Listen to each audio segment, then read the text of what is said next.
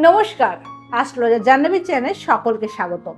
আজকের বিষয়বস্তু চতুর্থ ভাবের কাজ। আমাদের জন্মকুণ্ডলীর চতুর্থ হাউস থেকে আমরা কি কি দেখতে পাই, কি কি কাজ করে থাকি সেটা নিয়ে আলোচনা করবো। আর প্রত্যেককে বলবো, যদি আমার অনুষ্ঠানটি আপনাদের ভালো লেগে থাকে অবশ্যই লাইক করবেন, শেয়ার করবেন, সাবস্ক্রাইব করবেন আর বেল বাটনটা প্রেস করে দিতে ভুলবেন না, যাতে আগামী দিনে নিত্য নতুন এপিসোডগুলো আপনাদের কাছে পৌঁছে যেতে পারে। চলে আসি মূল বিষয়বস্তুতে।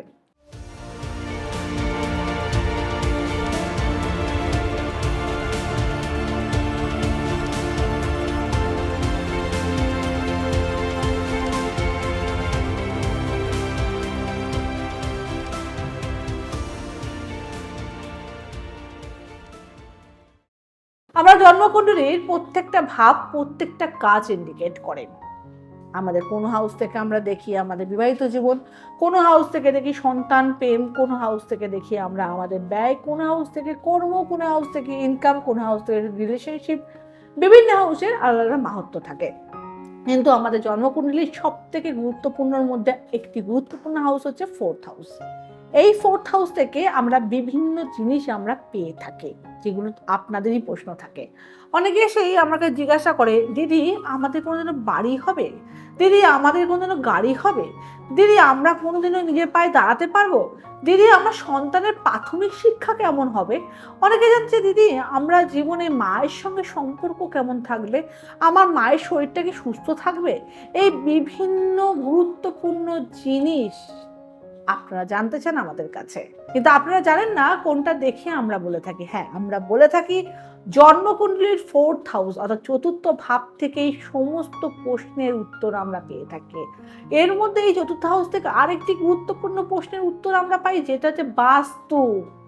অনেকেই দেখেন যে আমরা আপনাদের বাস্তু সম্বন্ধে বলে দিচ্ছি, কিন্তু আপনারা বলেন দিদি আপনি তো বাস্তুতে জাননি, কি করে আমার বাস্তু সম্বন্ধে বলে দিচ্ছেন। হ্যাঁ, আমরা আপনাদের জ্যোতিষশাস্ত্রে চতুর্থ হাউস থেকে আমরা আপনাদের বাস্তু সম্বন্ধ আপনাদের আগে থেকেই বলে দিচ্ছি যে কি হতে চলেছে, কি হবে। এতগুলো প্রশ্নের উত্তর আমরা এই চতুর্থ ভাব থেকে পাচ্ছি। তাহলে কিভাবে পাই? আমরা অনেক সময় দেখতে পাই যে আমাদের চতুর্থ ঘরের অধিপতি, যে সেই অধিপতি কোনো শুভ প্লেসমেন্টে বা শুভ গ্রহের সাথে বসে আছে। যদি সে কখনো শুভ প্লেসমেন্টে বা শুভ গ্রহের সাথে অবস্থান করে যায়, তো আমরা এক কথায় সেই জাতকদের বলি যে আপনি আপনার প্রাথমিক শিক্ষা অর্থাৎ ছোটবেলায় মন দিয়ে পড়াশোনা করেছেন, আপনি খুব ট্যালেন্টেড ছিলেন, আপনার জীবনে উচ্চ মাধ্যমিক মাধ্যমিক অবধি আপনি আপনার পড়াশোনার প্রতি সচেতন ছিলেন, এবং তার সঙ্গে যখন দেখি সেটা পজিটিভ প্লেসমেন্টে আছে বা বৃহস্পতির দৃষ্টি আছে বা ফোর্থ হাউসে বৃহস্পতি বসে আছে বা সেই স্থানে শুক্র বসে আছে বা শুক্রের দৃষ্টি আছে, কিছু শুভ গ্রহ ওখানে অবস্থান করে আছে, আমরা এক কথায় বলি আপনি চোখ কান বুঝে কাজ করে যান, আপনার চেষ্টায় আপনি আপনার বাড়ি গাড়ি প্রপার্টি করতে পারছেন। তাহলে আমরা যে প্রশ্নটা নিয়ে আসি জ্যোতিষীদের কাছে অর্থাৎ আমাদের মতো মানুষদের কাছে, দিদি আমার কি কোনোদিনও বাড়ি হবে, এই প্রশ্নটা বিশাল বড় একটা প্রশ্ন। অনেকেই জানতে চায় আবার বাড়ি তো হলো, দিদি আমার কি এটা 4 হুইলার হবে, বাহন যোগ আছে। এই প্রশ্নগুলোর উত্তর কিন্তু আমরা এইখান থেকে এইভাবেই দিয়ে থাকি। তো যারা এখনো অবধি এটা দেখেননি বা যারা এখনো অবধি জানেন না যে আপনাদের ফোর্থ হাউসে কোন গ্রহের দৃষ্টি আছে, কোন গ্রহ বসে আছে, ইমিডিয়েটলি ছকটা রেকটিফাই করুন। পারলে আমার সঙ্গে যোগাযোগ করুন নিচে দেওয়া কন্ট্যাক্ট নাম্বারে, আমিও আপনাদের সাহায্য করব। আর তার সঙ্গে আরও কিছু কথা বলি। আমরা অনেকেই মাকে নিয়ে বিশাল ব্যস্ত থাকি, ভাবি যে মায়ের সাথে আমাদের রিলেশন কেমন থাকবে, বা শুধু মা না যে কোনো মাতৃস্থানীয় ব্যক্তির সঙ্গে আমার রিলেশন কেমন থাকবে। তো সেই ক্ষেত্রে আমরা জানতে চাই, তো যদি কখনো দেখি যে আমাদের ফোর্থ হাউসের লর্ড যদি কোনোভাবে পীড়িত থাকে, পীড়িত মানে কি, রাহু কেতু দ্বারা দৃষ্টমান বা রাহু কেতুর সাথে বসে আছে বা শনির সাথে অবস্থান করে গেছে বা শনির দ্বারা দৃষ্টি আছে, তখন কিন্তু আমরা এক কথায় না আমরা সে ছক দেখে আমরা বলে থাকি যে আপনার মা অসুস্থ হয়ে পড়বে, আপনি অসুস্থ, আপনার মাকে হঠাৎ করে দেখবেন শরীর নিয়ে ভুগছে। আপনারা আমাদের বলেন যে হ্যাঁ দিদি আমার মা তো খুবই শরীর নিয়ে ভুগছে, আমার মা তো এই সমস্যাই হচ্ছে। হ্যাঁ, আমরা জন্মকুণ্ডলীর এই অংশ থেকে আমরা বলতে পারি আপনার মায়ের শরীরের কন্ডিশন কি থাকবে।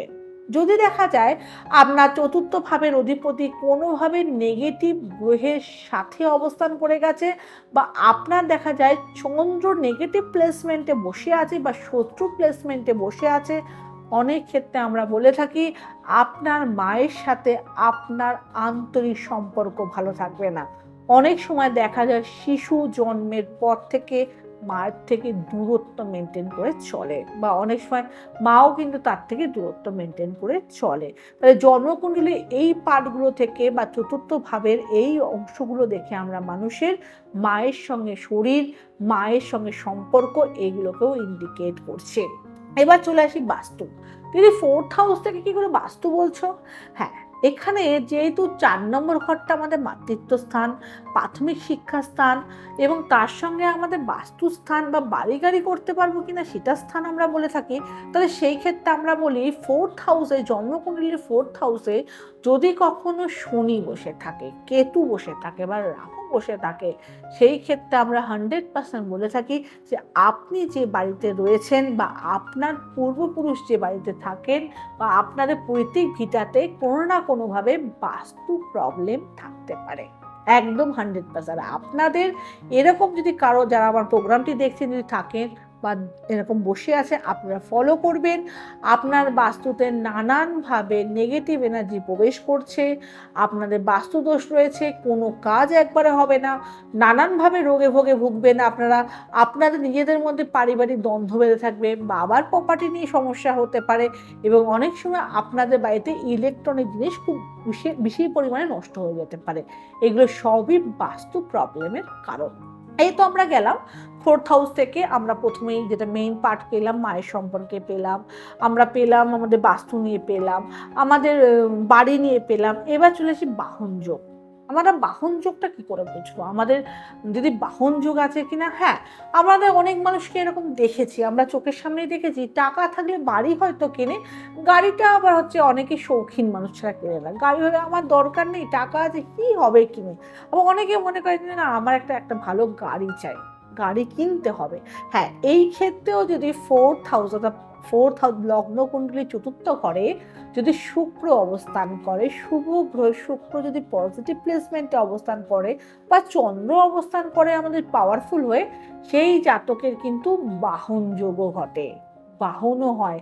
অর্থাৎ একটা কেন, দুটো অবধি বাহন হতে পারে। তারা জীবনে সব সময় লাক্সারিয়াস লাইফ স্পেন্ড করে। অর্থাৎ 4th হাউস শুধু একটা বাড়ি, একটা গাড়ির জন্য আমরা দেখি না, আমরা 4th হাউস থেকে দেখি মানুষ কতগুলো বাড়ি করেছে, কতগুলো গাড়ি করেছে, তার লাইফে কতটা সাকসেস আছে, এই সমস্ত কিন্তু আমরা 4th হাউস থেকে পাই। এবং ধন দৌলত, এখানে একটু বলে রাখি দিদি, আমরা কি প্রপার্টি করতে পারবো? আমরা কি ধন দৌলত হবে? আমাদের কি টাকা পয়সা কিছু হবে? তো সেই ক্ষেত্রেও আমরা বলি 4th হাউসের লর্ড যদি পজিটিভ প্লেসমেন্টে থাকে, পজিটিভ গ্রহের দৃষ্টি থাকে, আপনার লগ্নগুরু, ভাগ্যগুরু, শিক্ষাগুরু যদি সাপোর্ট থাকে, আপনি নিজের চেষ্টায় প্রচুর অর্থ ইনকাম করতে পারবেন এবং সমাজ সেবার কাজেও সেটা আপনি ব্যবহার করতে পারবেন। অনেক সময় দেখা যায় মানুষের ইনকাম করলে হয় না, অনেকে সমাজের কোনো কাজে লাগে না।